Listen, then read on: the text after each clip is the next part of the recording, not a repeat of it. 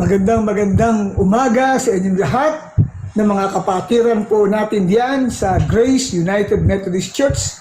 At ako po ay bumabati sa inyo ng inyo pong church anniversary.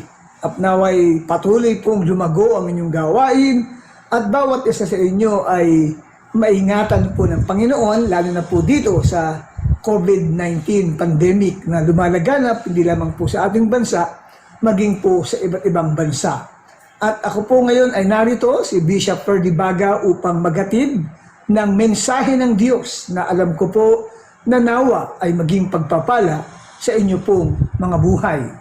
At ang topic na aking ibabahagi ay atin pong makikita, masusumpungan po natin yan sa 2 Chronicles chapter 26 verse 5. At ito po ang sinasabi: Uzziah sought God during the days of Zechariah, who taught him to fear God.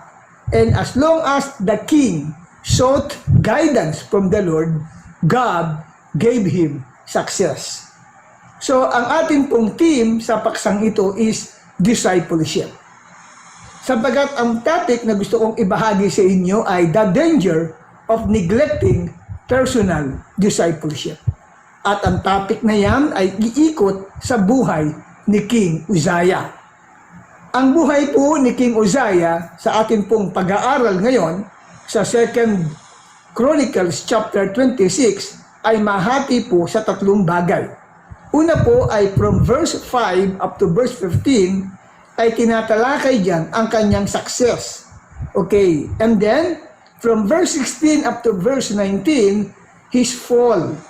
At sa verses 19 to 23 ay atin naman pong pag-uusapan ang worst end ng buhay ni King Uzziah. So, atin pong simulan ang atin pong pag-aaral from verses 5 to 15, wherein King Uzziah experienced success. Alright. So, dito po ay ating mababasa na in the early years of King Uzziah's reign, God gave him success in everything.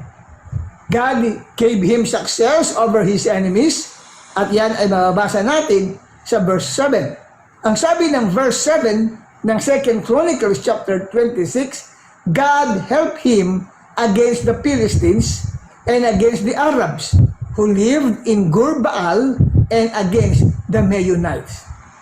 When it said God helped him against the Philistines, Arabs, and the Meunites, meaning to say God, meaning to say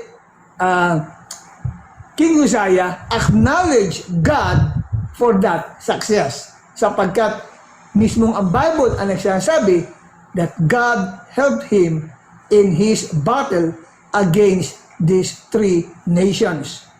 Now, in his battle against this nation, God gave him success. In 2 Chronicles again, chapter 26, verse 8, we will find here that God gave him the fame. Sabi dito, the Ammonites brought tribute to Uzziah, and his fame spread as far as the border of Egypt because he had become very powerful. Ngayon, bakit nakikita ho natin dito na siya ay nagtagumpay? And why his fame spread?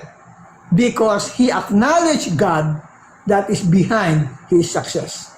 Mahalagang bagay po yan na kanyang kinilala na ang Diyos ang nasa likuran na kanyang tagumpay. And not only that God gave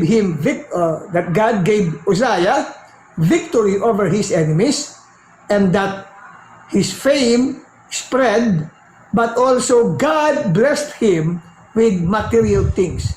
He became very wealthy person. In verse 10 of the 2 Chronicles chapter 26, it says here, he also built towers in the wilderness and dug many cisterns, because he had much livestock in the foothills and in the plain. He had people working his fields and vineyards in the hills and in the fertile lands, for he loved the soil. So, What does it mean? Meaning to say, this King Uzziah was blessed by God in so many ways. No, He has blessed him with a large flocks. No, and the Lord also blessed him with all the plants, with all the fruit trees, no, in the vineyards. Now, hindi ito sinarili ni King Uzziah. He shared his blessings with his people. Ibinahagi niya ang pagpapalang iyon sa iba. Because in verse 14 it says, Uzziah provided shields, spears, helmets, coats of armor, bows, and sling stones for the entire army. So he supplied all his army with all the needed equipment or weapons. And he took it out of his own pocket. Sapagkat nagpagawa siya ng mga kagamitan ito, nang sa gayon ay lalo pa pong maihanda, ma-prepare at ma-equip ang mga armies ng Israel, ng Judah that are under him. Ngayon mga minamahal, nakita natin ang word na yun, Uzziah provided. So meaning to say, yung pinrovide niya, it is coming from his own pocket. Coming from the material blessings that the Lord has given to him.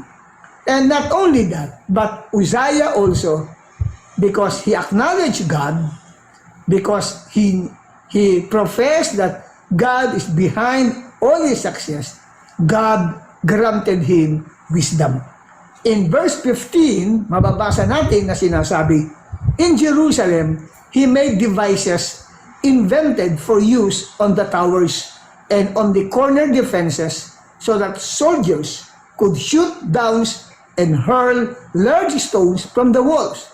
And his fame spread far and wide, for he was greatly helped until he became powerful. So, God granted him wisdom. Wisdom from God is the key for more success. And by God's help, nabasa natin sa talatang yan that Uzziah was able to invent ng mga kasangkapang pandigma upang ipanghagis mula sa tore at sa mga panulukang lugar ng Jerusalem ang sibat at ang malalaking bato laban sa mga kaaway na gustong lumusob sa kanila. So binigyan siya ng Diyos ng karunungan. Alam natin ang karunungan ay kakayahan na makagawa ng isang tamang pagpapasya. Kaalaman upang makagawa ng tamang desisyon. At hindi lamang po yun, kundi ang karunungan ay nakapagbibigay ng kakayahan sa isang tao para makapag-resolba ng mga problema. At hindi lamang po yun. Pag sinabing ang isang tao ay may karunungan ng Diyos, ibig sabihin, siya ay nabubuhay in advance of his time. No? Kung ngayon, halimbawa, ay year 2020, siya ay nabubuhay ng year 2050. Bakit? Sapagkat malayo pa lang ay nakikita na niya ang pangangailangan na dapat na masuplayan, mabigyan ang tao o ang isang bayan, ng mga tamang gamit nang sa gayon ito ay ma-prepare para sa next generation. Now, mga minamahal ko't mga magulang at mga kapatid, naalala ko si Thomas Jefferson na nabuhay in advance of his time with his inventions. Hindi nakita ng iba yung kanyang inventions na kailangan ng panahon yan. But now, take a look, we use them. Ano yun? Electricity. Hindi po ba? Yung incandescent bulb, yan ay na-discover ni Thomas Jefferson. At marami pang iba siyang na-discover na ng panahon yun ay hindi ko consider na importante, hindi ko consider na mahalaga. Pero ngayon, ay nakita po natin yung mga inventions na yan ay kailangan. Yun po ang taong may karunungan at na may kaalaman. Naalala ko din si Alexander Graham Bell, isang tao na naka-invento ng telepono. Siya rin ay nabuhay in advance of his time. 7 times na kung saan ay inoffer niya yung kanyang new invention of telephone sa 7 kumpanya at maging sa mga prominent people during the 19th century. But unfortunately, his invention was rejected. Why? Because they haven't seen the need of it at that time. Pero ngayon, kapatid, di ba? Kailangan ang telepono. Sapagkat, bakit? Kasi mapapabilis lalo ang communication. Mga minamahal, totoo yan. Wise people live in advance of their time. Ganyan si King Uzziah. Sapagkat yung kanyang na-invent na yun ay ginamit din po yan na napakarami na po mga bansa ng mga sumunod na mga taon at mga panahon. Tulad ng mga Romans, ginamit din po nila yan sa kanila pong mga kaaway. Ngayon, sino ang sinasabi sa Bible na tumulong sa kanya? Okay, sabi, God helped him so much. Walang iba kundi ang Diyos. Ang Diyos lang naman ang makatutulong sa kanya. Hindi po ba? Sapagkat tunay po na he became powerful for God was greatly helped him. Now, nakita ko po dito, as long as King Uzziah attributed to God the success that he acquired, God expanded his borders and his fame spread more far and wide according sa verse 15 ng 2 Chronicles chapter 26. At ano ang naranasang ito ni Uzziah na success? I call this godly success. Ano ba ang success? How do we define and differentiate success from the worldly viewpoint? Mga minamahal, true success in the eyes of God is called godly success. And success in the eyes of the world, I call it worldly success. Kaya nga, there are two kinds of success. One, the worldly success, and second is the godly success. Now, how do we differentiate worldly success from a godly success? First, becoming popular is a success. No doubt about it. Di po ba? Yung ikaw ay makilala, ikaw ay sumikat, di po ba? Ito po ay isang success. And Uzziah experienced it sa kanyang buhay. He became popular. Di po ba, mga kapatid? Ngayon, masama ba ang maging popular? Wala po. Wala pong masama doon sa pagiging popular na yun. Now, the popularity becomes worldly when that person who is popular receives the praises and adoration of people. Dito na po pumapasok. Paano nagiging worldly at nagiging godly ang success sa buhay ng isang tao? Sabi ko nga po, mga minamahal, popularity becomes worldly when someone who is successful receives the praises and the adoration of people. And for God, if you receive the praises and adoration of people, that is not true success in the eyes of God. The popularity becomes godly when we do not acknowledge the people's praise and admiration, but rather when we point the people to praise and admire God and declaring that we're just instrument of God to bless people, that is a godly success. At yun ang ginawa naman ni Uzziah. That's why sa nabasa po natin sa mga scripture from verse 5 up to verse 15 ay laging ina-acknowledge ng Bible, God helped him. Hallelujah. So, Uzziah acknowledged God about the success, that God is behind his success. At dito po, mga kapatid, nakita natin that Uzziah became more powerful. Okay? And he became popular on people. Pero kung gusto kong malaman ng bawat isa sa inyo na hindi layunin ng Diyos na magpasikat ng sino mang tao, that is not God's intention. He never planned na ang isang tao ay maging popular. Why? Sapagkat ayaw ng Diyos na may umagaw sa kanyang kaluwalhatian. Sa book of Isaiah chapter 42 verse 8, it says, I am the Lord, that is my name. I will not yield my glory to another or my praise to idols. Actually, hindi po niya pinasikat si Uzziah. Nagkataon na pag ang sinumang tao ay talagang sinasamahan ng Diyos, makikilala po talaga yan. Amen po ba mga kapatid? No? At dahil nagtatagumpay pa siya, siyempre nakikita ng mga tao yung tagumpay na yun.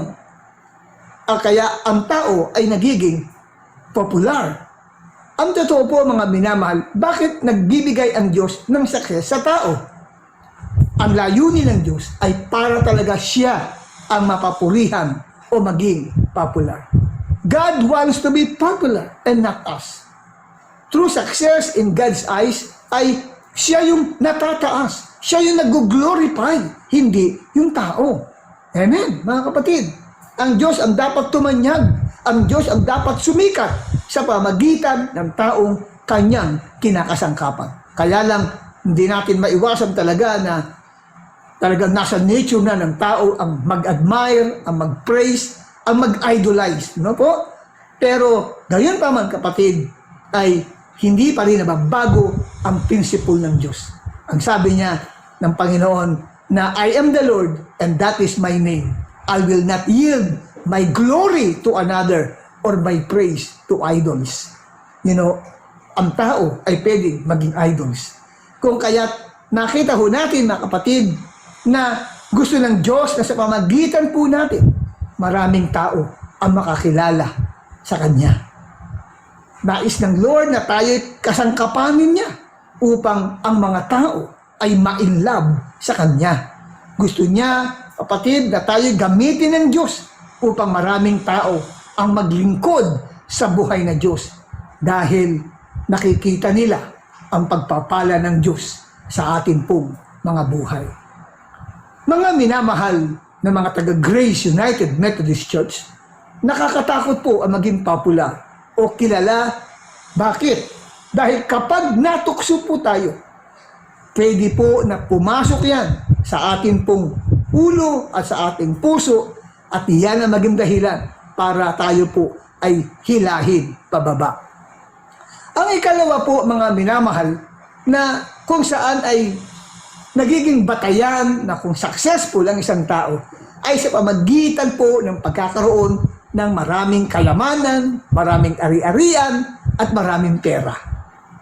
Yan po ba kapatid ay success? Opo, kasi naranasan din niya ni Uzziah na siya po ay nag-accumulate ng mga riches and wealth. Ang riches and wealth, hindi po siya masama. Hindi masama ang magkaroon ng maraming pera. Hindi masama umunlad ang iyong negosyo. Hindi po masama na ikaw ay maging professional. Hindi masama na tumaas ang antas ng iyong buhay. Amen. Hindi masama magkaroon ka ng maraming pera. Ang masama ay pag wala kang pera. Yun po ang masama. Amen po ba, mga minamahal? Ngayon, mga minamahal, how can this accumulation of wealth and riches becomes worldly in the eyes of God? Becomes unacceptable to God? How can this so-called success of accumulating riches and wealth becomes unacceptable to the Lord? Yung success na yan, na pag-accumulate po ng mga ari-arian, pera, magandang at malaking negosyo, no? Na kung saan kapatid ay ikangay naging mataas at antas ng iyong buhay, yan ay nagiging worldly success sa harapan ng Diyos when the lust of the eyes enters in. Doon po yan nagiging worldly. Pag pumasok na po ang pita ng laman. Anong ibig kong sabihin, mga minamahal? Pag ipinagdamot na po ng tao ang mga pagpapalang natatanggap niya, that is worldly success. It is no longer acceptable to God. Kaya nga po, mga minamahal, mapakahirap na ang isang tao, kapatid, ay makapagpamahagi ng iba kung papasok po ang pagiging maramot o pagiging covetous ng isang tao. Yung covetousness na yan, yan po ay lust of the eyes.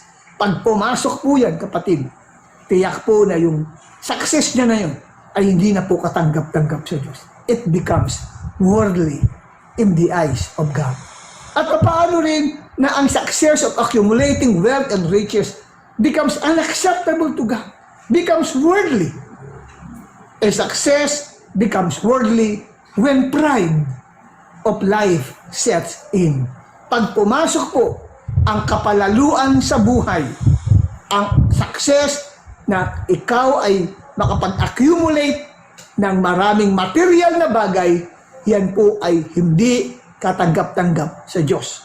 Lalo pag ito'y iyong ipinagyayabang, no?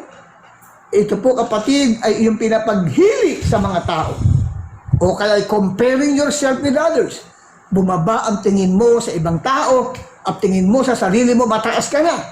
Your success of getting wealth becomes worldly or unacceptable in the eyes of God. At ano pa ang sinasabing success? Success is to achieve your dreams and aspiration. Totoo po yan, kapatid. Di po ba? Pagka ang iyong mga pangarap, ang mga naisin mo sa buhay ay iyong naabot, ayan po ay pinapalagay na success.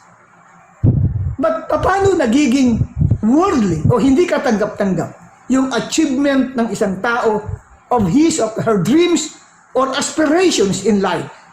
Tandaan nyo, mga minamahal, nagiging unacceptable and worldly yung success na yon na kanyang pag-achieve sa mga dreams and aspirations when that person does not attribute to God the success that he achieved, but rather when he attributes to his personal effort, to his own diligence, to his own perseverance, and his own wits. At yan po, kapatid, yan ay hindi na po katanggap-tanggap sa Diyos. That success becomes worldly in the eyes of God. Why? Kasi ipinagmalaki na po nung tao kung kaya niya naabot ang kanyang mga pangarap dahil napakasipag niya.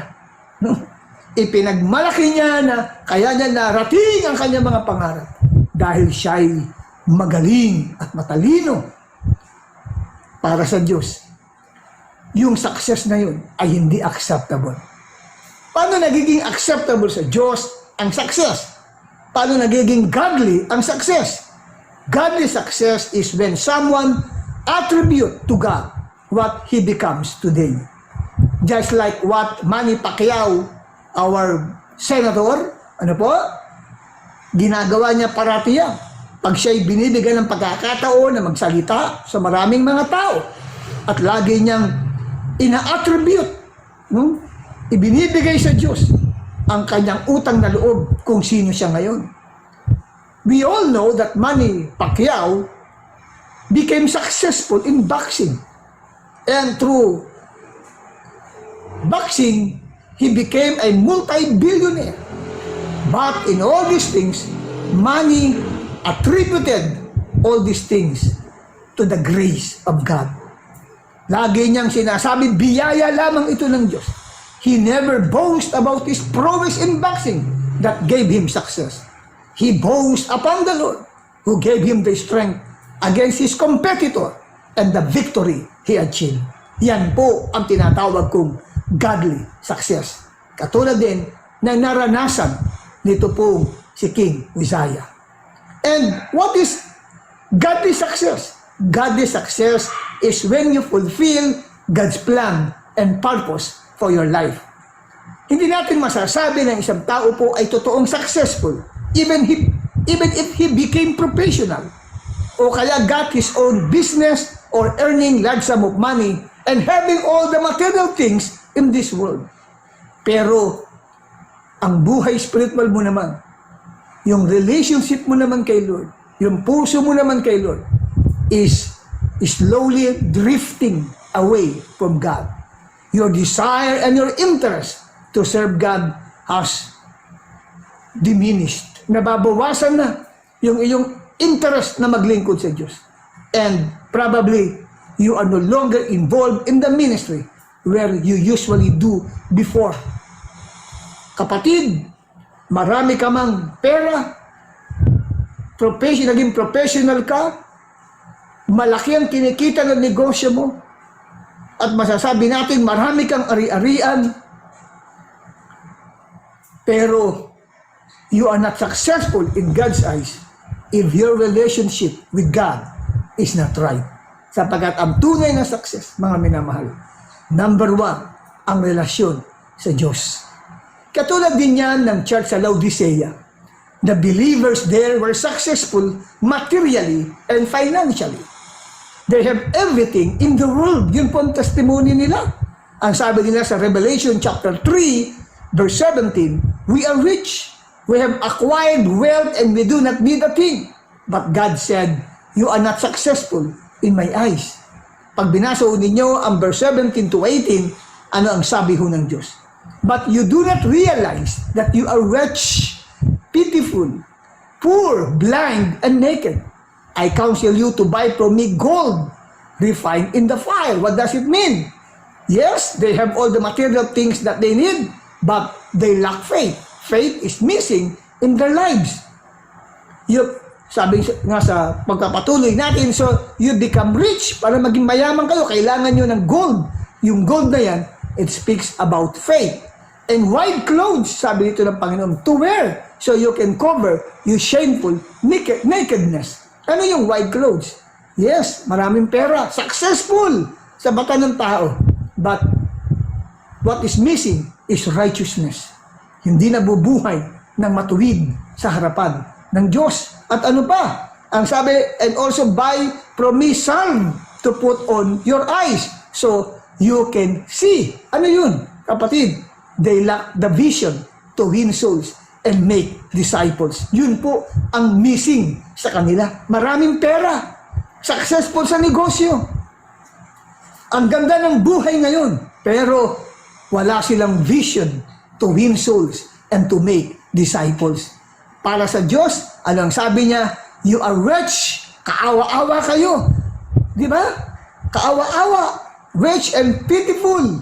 Poor, blind, and naked. Ilang kayang Kristiyano ngayon ang nasa ganyang kalagayan sa mata ng Diyos? Wretched, pitiful, poor, blind, and naked. Successful in the eyes of the world, but in the eyes of God, ay failure lahat sila. Bakit? Sapagkat kulang ng ingredients ang kanilang buhay. Yung kanilang tiwala sa Diyos ay wala. Yung faith nila kay Lord, napakaliit o maaaring baka wala na. At ikalawa, sabi rito, wala na silang righteousness na pamumuhay. At ikatlo, wala ng vision to win souls and make disciples. So dito mga minamahal, ang success in the eyes of God is we accomplish God's desire and purpose for our lives. Kaya nga dapat alamin natin kung ano ba ang assignment natin sa mundong ito.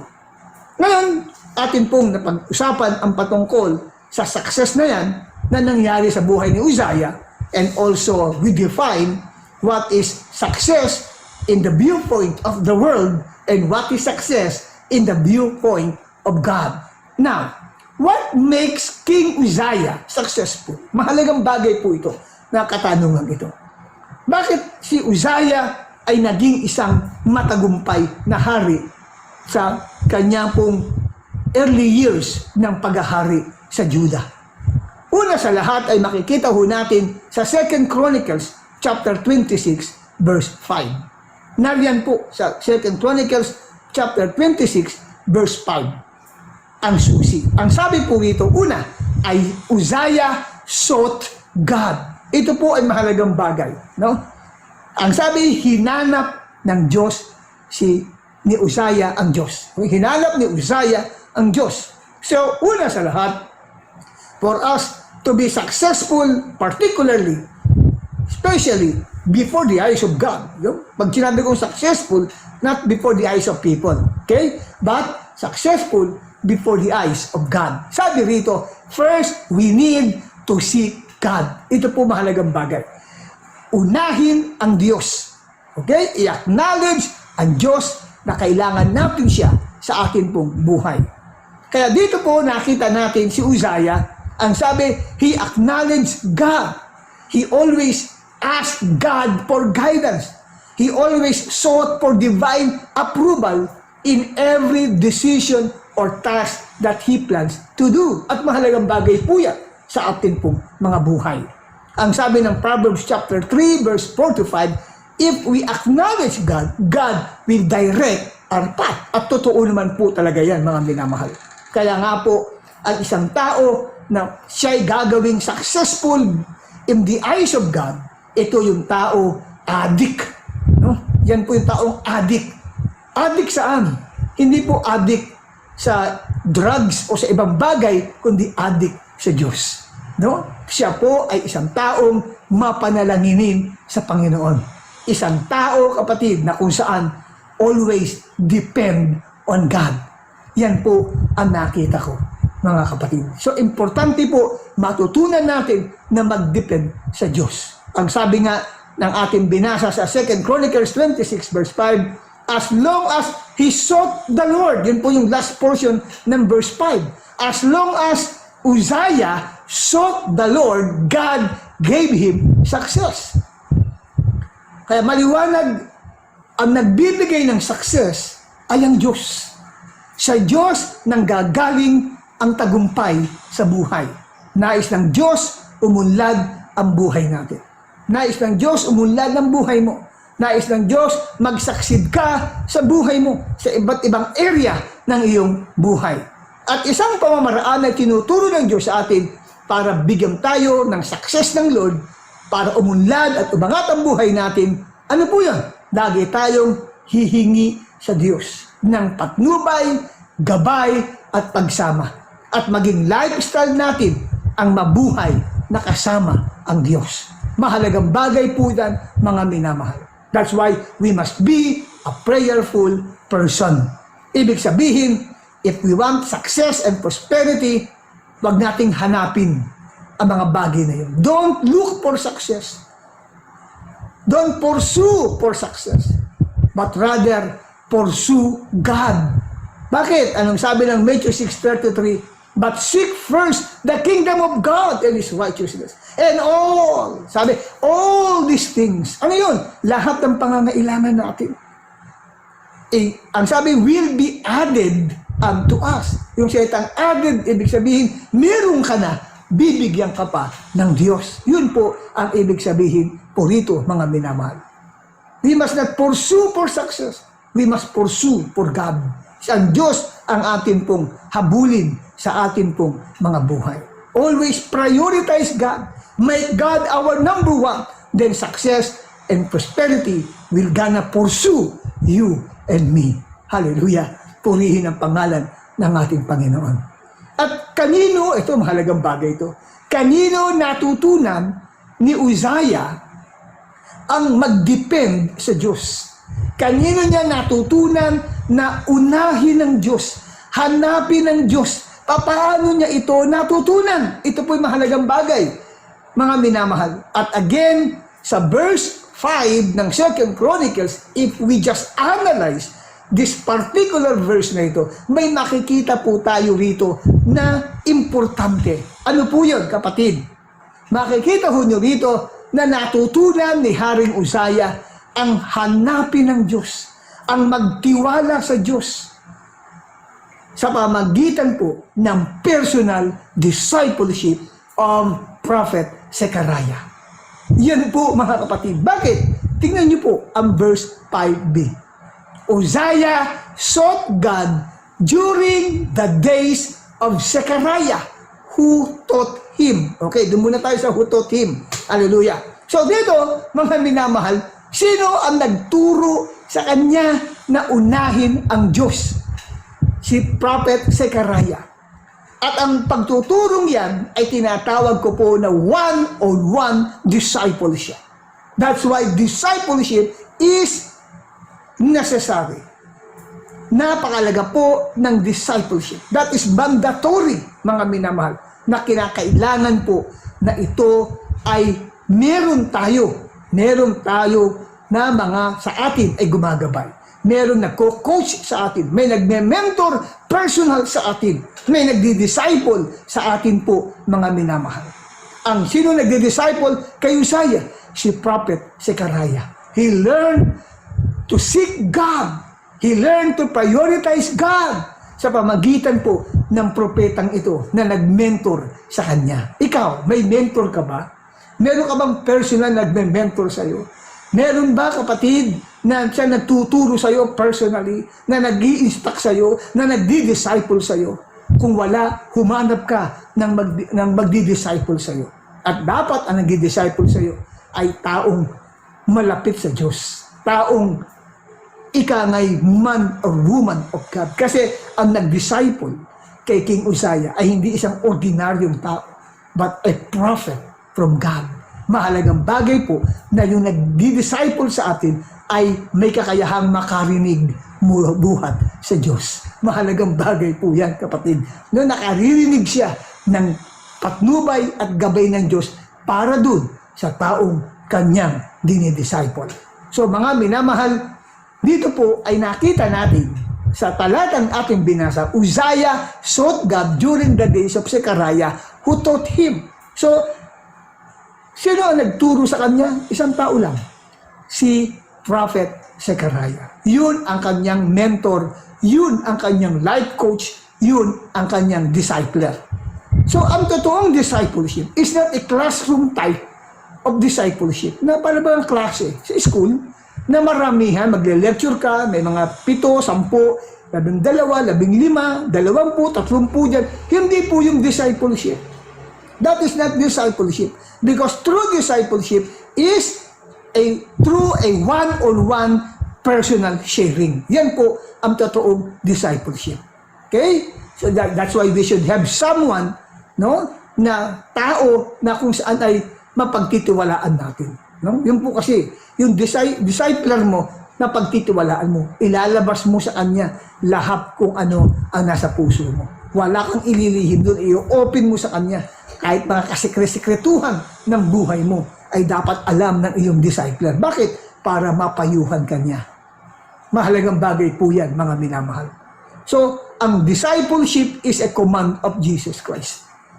Inutos po niya yan, ang totoo. That is the Great Commission. Matthew 28, verse 19. Ano ang sabi sa Matthew 28, verse 19? Di ba? Go and make disciples of all nations, baptizing them in the name of the Father, the Son, and the Holy Spirit. So, go and make disciples. So, making disciples. So, ibig sabihin, para maging disipulo yun, kailangan i-disciple mo. And that is the Great Commission. What is discipleship anyway? Discipleship is putting life into order. No, inaayos yung buhay ng tao. Kaya nga personal siya. Importante po yan na may personal na nagdi-disciple po sa inyo. Tinukorek ka personally, nire-rebuke ka, tinatama ka, itinutuwid ka, tinuturuan ka ng bagay na dapat mong malaman sa paglakad mo sa panampalataya kay Kristo. Mahalagang bagay po yan. Kaya yan po yung naging sikreto. Isa sa mga naging sikreto po ito ni King Uzziah, why he became successful. No? Sabi niya, he sought the Lord during the time of Prophet Zechariah who taught him. So, ibig sabihin, mga kapatid, natutunan niya ang unahin ng Diyos sa kanyang buhay through personal discipleship. Ngayon, ikatlo na nakita ho natin dito, mga kapatid. Continue natin ang pagbasa sa 2 Chronicles 26, verse 5. So, Uzziah sought God during the days of Zechariah who taught him to fear God. So, thirdly, we need a discipler who will teach us the fear of the Lord. Or we need to disciple others to teach them the fear of God, of the Lord or of God. So, malagang bagay po yan, mga minamahal. So, si Zechariah ay tinuruan, unahin ng Diyos at tinuruan siya personally to fear God. Mahalagang bagay po yan sa discipleship. Amen? Kasi ang discipleship na hindi nagtuturo na matakot ka sa Diyos, hindi totoong discipleship. At ang discipleship na hindi nagtuturong unahin mo ang Diyos na higit sa lahat, hindi totoong discipleship. No? May missing patungkol po doon. Bakit kailangan ituro, itong fear of God na ito.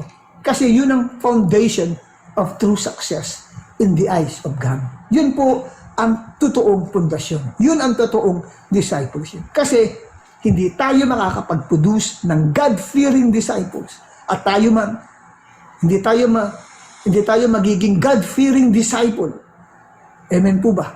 Kung hindi po tayo tuturuan po nun. Kasi yung pagkakaroon ng fear of God, yan ang maghahatid sa atin sa tunay na success sa buhay.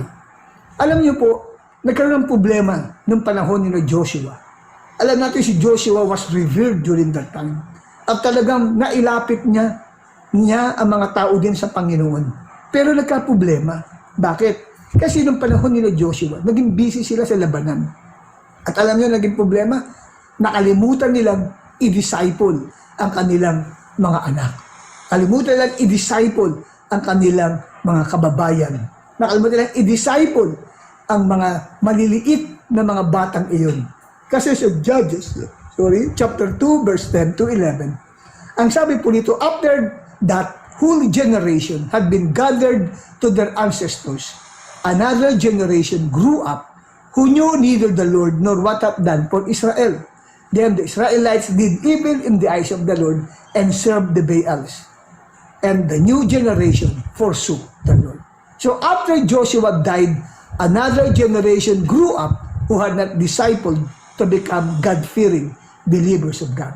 So, kaya patay na sila Joshua, patay na rin yung mga naging kasabayan ni Joshua. Ngayon, itong mga batang maliliit na ito, sila ngayon ang siyang tumayo as the next generation, pero nakalimutan na nila ang Diyos. Walang sino man sa kanila nagkaroon ng anumang takot sa Diyos. Why? Because Joshua and his entire generation failed to disciple itong mga maliliit na mga batang ito sa Panginoon. Hindi nila na-disciple about the fear of the Lord. That's why it is the responsibility of every leaders in the church to teach their members, or to disciple their members about the fear of God. Mahirap kung preaching lang, Sunday, magtuturo ka ng fear of the Lord na maramihan yun. Marami doon may inaantok. Marami doon mag-iisip pa ng ibang bagay. Maaari may problema o kaya may mga naiwan na labahin o kaya paggagawin sa bahay. Kaya kabat nakikinig sa'yo. Pero ang isip niya tumatakbo. At marami doon, di ba? Nakatingin lang. Maaaring maraming katanungan, kaya lang hindi naman makapagtanong dahil preaching, at pagkatapos ng gawain yun, wala na. Hindi katulad ng personal discipleship. Talagang makakapag-concentrate yung tao sa yung ginagawang discipleship. Makapagtatanong po siya, mai-inject sa heart niya yung ating sinasabi. That's why it is the responsibility of every leaders to teach our disciples to fear God. And also, it is the responsibility of every parents to teach our children the fear of the Lord. Di lang po pastor, di lang po mga church leaders sa church ang siyang dapat mag-disciple niyan. Yung mga magulang, dapat nag-disciple natin ang ating mga anak. Like what I've done to my son. Di ba? Na-disciple ko po yan. Ngayon, siya po ay siya ng preacher. Nakasama ko ngayon nag-preach, every Saturday and Sunday, na kung saan mga kapatid ay na-disciple kasi siya about the fear of the Lord. Alam natin, nung kabataan niya na yun, bakang matindi mga temptations sa mga unbelieving, mga classmates niya, unbelieving friends niya, pero never siya na nadala na mag-take ng drugs. Never siyang uminom ng alak. Why? Kasi naturuan siya ng fear of the Lord. Hallelujah. Ito po, kapatid, ay nakalulugod sa ating Diyos na ang siyang tao ay may karoong paggalang sa Kanya. Amen? Mga minamahal, kaya ito yung makapagbibigay ng totoong saya sa puso ng Diyos. That every believer of Jesus Christ is God-fearing disciples. Yan po. Kasi bakit?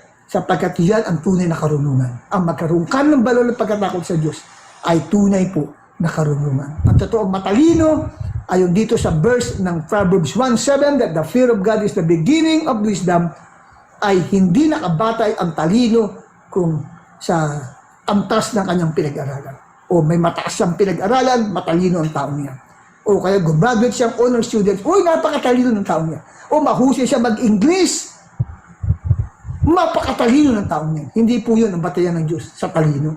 Ang batayan ng Diyos, kung totoong meron kang karunungan, may takot ka sa Diyos. At dahil may takot ka sa Diyos, takot kang gumawa ng kasalanan sa harapan ng Diyos. Kahit grade 1 lang ang inabot sa pag-aaral, pero may takot na gumawa ng kasalanan, yan ang totoong marunong o matalino sa harap ng Diyos. Purihin ang pangalan ng ating Panginoon.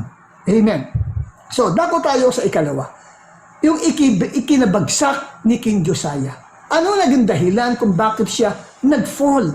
No? Bumagsak po siya, no? Sa pagiging hari. Sa 2 Chronicles chapter 26 verse 16, ang sabi po dito, after Uzziah became powerful, his pride led to his downfall. So, nakita po natin ang dahilan na siya po, kapatid, ay nagkaroon ng pride. Ang susi ng kanyang pagbagsak ay pride. Ang sabi dito sa verse 16. Paano po, kapatid, na ikangay pumasok yung pride na ito sa kanyang puso? Ang sabi po rito, kapatid, no? Unang-una, ang sabi, but after Uzziah became powerful. So, yun po, after Uzziah became powerful. So, nakita po natin, kapatid, na nagsimula na siya'y naging makapangyarihan, doon pumasok ang pride sa puso niya. So, sa success na naranasan niya, pumasok ang pride sa ulo niya. Mahirap po, kapatid, talaga pagka pinapasok natin sa isip at puso natin yung success. Kasi ang success is a deadly enemy. Kung hindi natin kayang hawakan ang success, we will surely be destroyed. Mga minamahal, kaya nga po dito nakita ko na yun pong success niya na yun, naging very powerful siya no? At doon po nakapasok ang pride sa kanya. At bakit nakapasok ang pride? Yan ang dapat natin tingnan. Bakit nakapasok ang pride sa kanya? Di ba nga dahil siya naging successful? Pero may dahilan kung bakit nakapasok ang pride sa kanya. 2 Chronicles 26 verse 16 sa ating pong pagpapatuloy na pagbasa. Listen, but after Uzziah became powerful, his pride led to his downfall. Then, he was unfaithful to the Lord his God.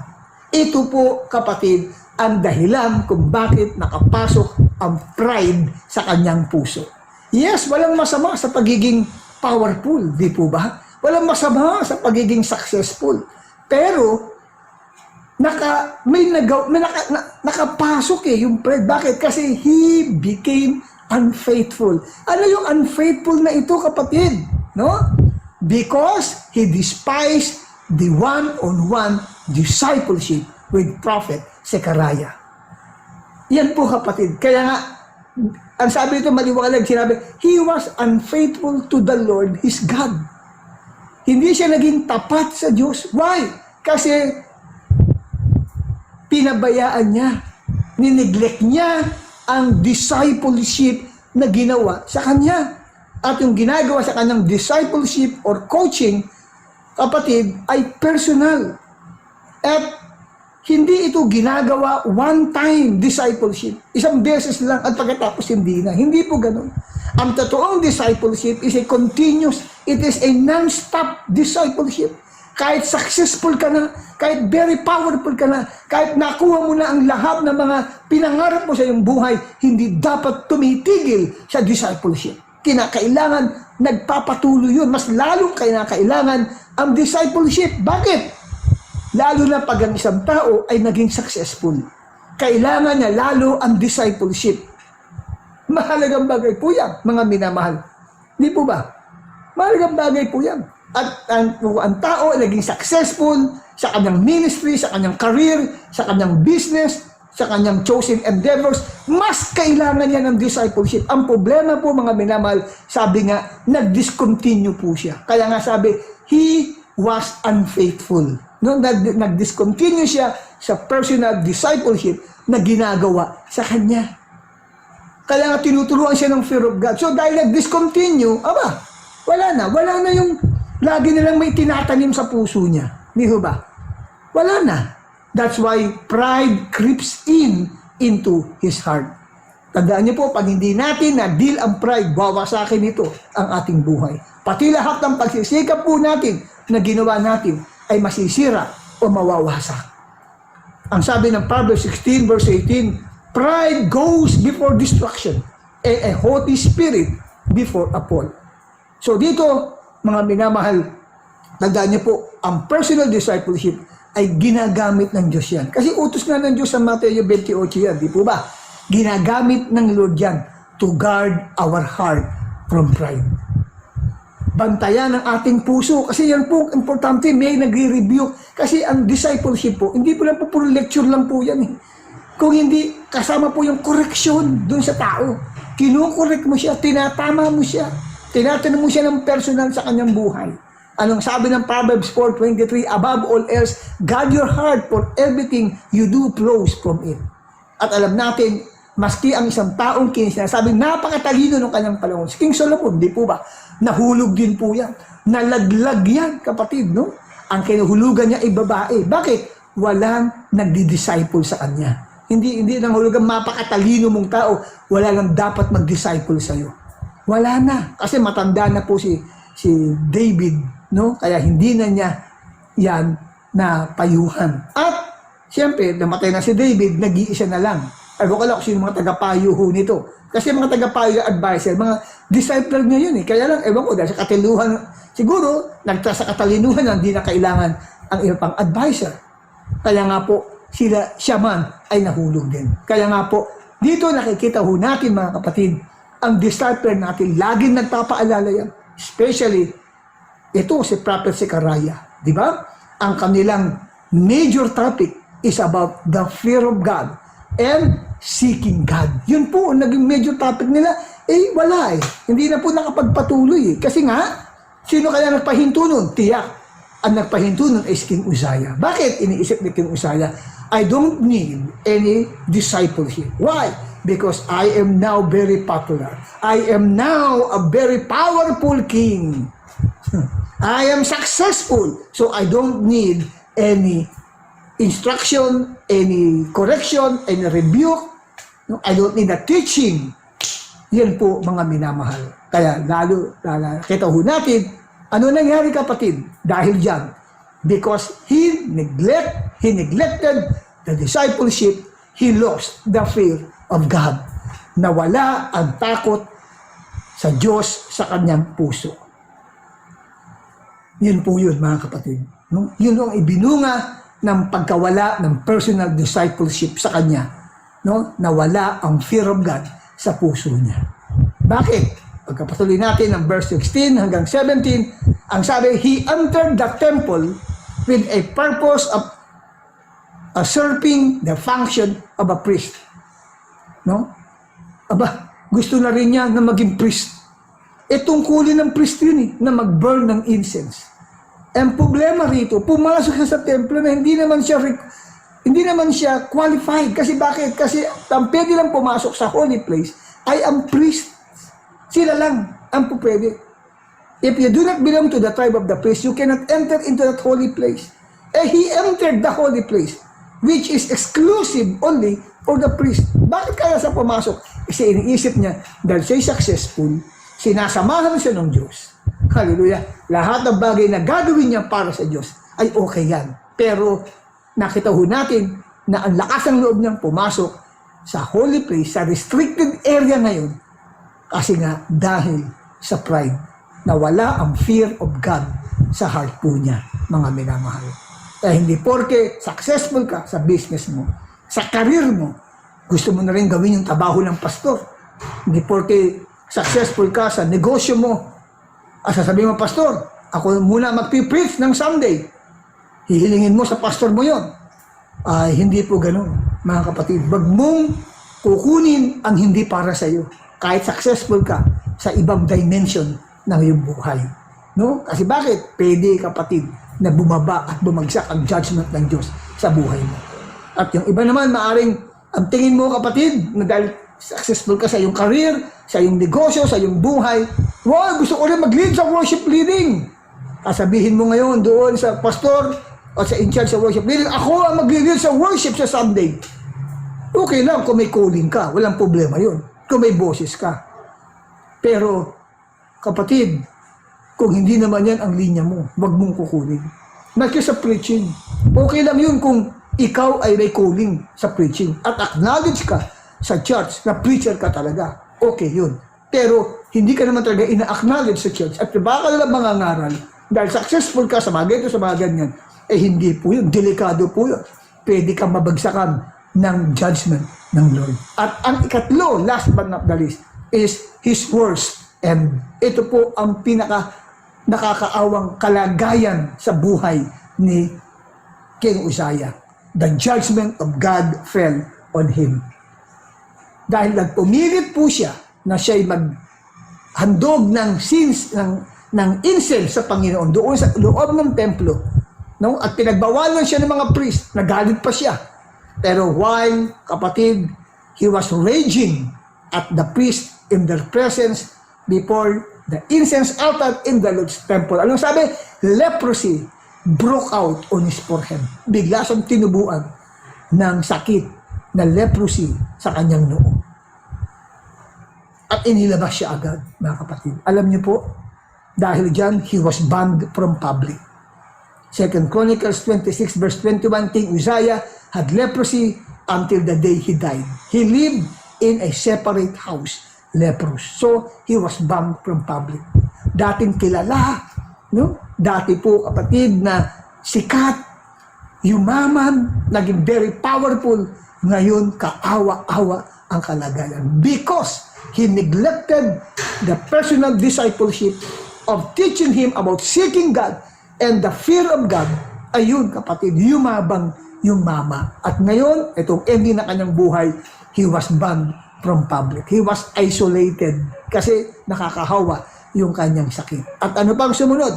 He was banned from the temple. Meaning from the courtyard of the temple and the court of men. Kasi doon po pwedeng pumunta lang ang mga tao, hindi pwede sa holy place at most holy place. Doon pwede silang manalangin at sumamba at mag-alay sa Diyos. But King Uzziah was banned. Anong sabi ng 2 Chronicles 26 verse 21? He was excluded from the temple of the Lord. Wow, kakalungkot, kapatid. Di po ba? At ikatlo, verse 21, Jotham his son had charge of the palace and governed the people of the land. Ano to ikatlo? He was banned from dispensing his duties as king. Meaning to say, King Uzziah was removed from his position. And he died a leprous man. Kakalungkot, kapatid, no? Ng kanyang ending ng buhay. Alam niyo kung bakit ganyan na nangyari sa kanya? Because he neglected the personal discipleship. Kaya to mga minamahal, mga magulang at mga kapatid mula sa Grace United Methodist Church na ito na aking sinasabihan bawat isa sa inyo, huwag niyong ine-neglect ang personal discipleship. Magpa-disciple kayo sa pastor ninyo. Magpa-disciple kayo sa mga church leaders na alam ninyo, kapatid, may takot sa Diyos at inuuna ang Diyos. Magkaroon kayo ng disciple, ng mga disciples naman. Kayo mga leaders dyan, pwede kayo mag-disciple ng ibang tao. Turuan nyo sila. I-guide nyo yung kanilang buhay. Tandaan nyo po, ang discipleship is, ano yan, kapatid? Yan ay walang katapusan. Matatapos lang ang discipleship pagka namatay na kayo pareho. Tayo po ay manalangin. Heavenly Father, I thank you, Lord, for this grace that you have given me na makapag-preach po, Lord, sa anniversary ito ng Grace United Methodist Church. And I pray, O God, na patuloy mo silang hipuin. Ikaw po, O Diyos, ang mangusap sa kanila. At help them, Lord, na humanap sila ng discipler that will gonna teach them the way of the Lord. That will gonna direct them, O God, para hindi sila malihis sa kanila pong mga buhay. At yung mga kapatiran din po namin sa Grace United Methodist Church, sila rin na may kakayahang mag-disciple sa iba. Lord, gamitin mo po sila, Panginoon. At alam ko, O Lord God, tutulungan mo po sila. And also, I pray for those who are sick. Panginoon, dalangin ko po sa iyo. Ikaw ang siyang humipo. Ikaw ang siyang gumawa ng patotoo sa kanilang buhay. Ipatong mo po ang iyong kamay, Panginoon, sa mga may sakit, sa mga may karamdaman, and help them, Lord, to receive healing from you. Help them, Lord, to receive the power of the Holy Spirit, O God. Abdalahan ko nga po sa iyo, anumang sakit at karamdaman yan, Panginoon, ay inyong pagalingin. Hallelujah. Ako'y nakakakita sa bisyo ng tuhod. No? Bali nirarayuma ka, ina-arthritis ka, ngunit ipato mo ang iyong kamay.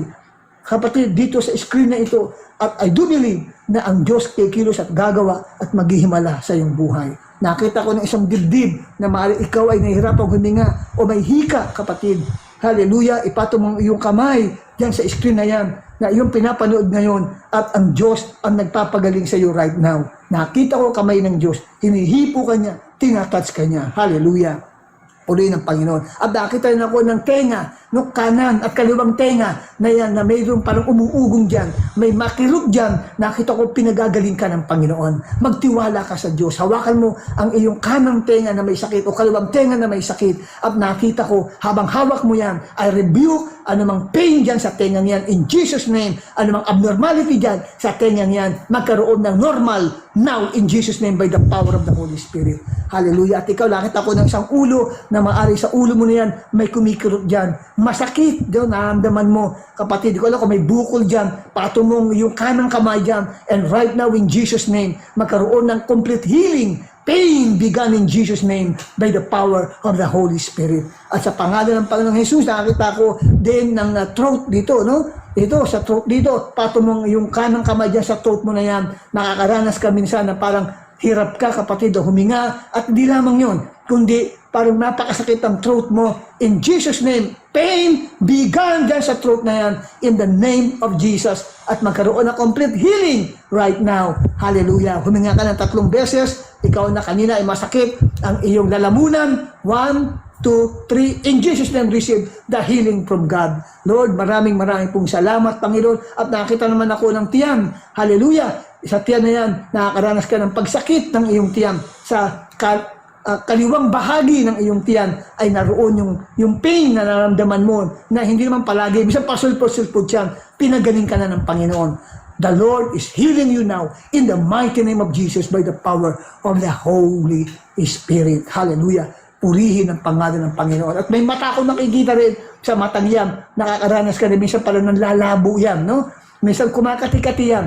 Pato mo ang iyong kanang kamay sa iyong mata ngayon. Kapatid, in Jesus' name, Lord, right now, I declare healing dyan sa matang yan. At sa pangalan ni Jesus, maalis ang panlalabo, maalis ang pangangati ng mata. Now in Jesus' name, by the power of the Holy Spirit. Lord, maraming salamat sa inyong biyaya, sa inyo pong kapangyarihan na dumadaloy ngayon through this nagawaing ito, Panginoon. And Father, in Jesus' precious name, I do believe, O God, patuloy mo silang iingatan, ilalayo sa COVID-19, O Lord God, at ipipreserve mo ang kanilang buhay. Lord, ingatan mo sila at yung mga kapatiran namin na ngayon ay successful sa kanilang career, sa kanilang business, Lord. Patuloy sila maging successful, O God, at patuloy sila maging open sa anumang pagtuturo na ibibigay po para sa kanila ng kanilang discipler, ng kanilang pastor o sino man na nangangalaga sa kanila. At ganun din yung mga hindi pa po nagiging successful sa kanilang buhay and they want to be successful. Lord God, I pray kung paano, Panginoon, na si King Uzziah ay tinuruan to seek the Lord and to fear God at ito nawa ang maging principle na pairali nila sa kanilang buhay in order for them to be successful, not in the eyes of the world, but in the eyes of God. Lord, muli maraming salamat. I give you the praise and the glory and the honor. In Jesus' name I pray. Amen at amen. Purihin ang pangalan po ng ating Panginoon. Muli po ako bumabati sa inyo ng magandang tanghali na po sa inyo at naway patuloy kayong pagpalain ng ating Panginoon. Again, happy anniversary sa Grace United Methodist Church. Amen at amen.